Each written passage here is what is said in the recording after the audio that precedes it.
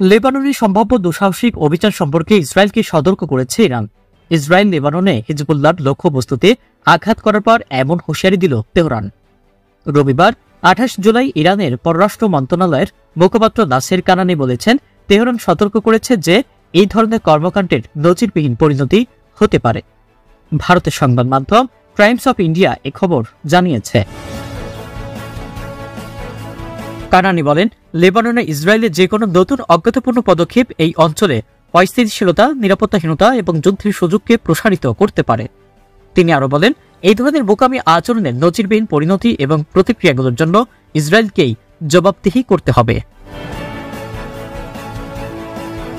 গাজা উপত্যকায় ব্যাপক অবরোধ থেকে জনমত ও বিশ্ব মনোযোগ সরাতে হিজবুল্লাহকে ইসরায়েল বলির পাঁঠা হিসেবে ব্যবহার করছে বলেও অভিযোগ করেছেন কানানি।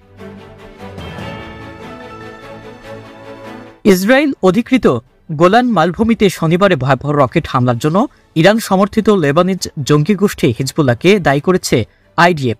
অবশ্য হিজবুল্লাহ ওই মামলায় জড়িত থাকার কথা দৃঢ়ভাবে অস্বীকার করেছে। মাজদাল শামসের দ্রুজ গ্রামে শনিবার ওই হামলায় শিশুসহ 12 জন নিহত হয়েছে।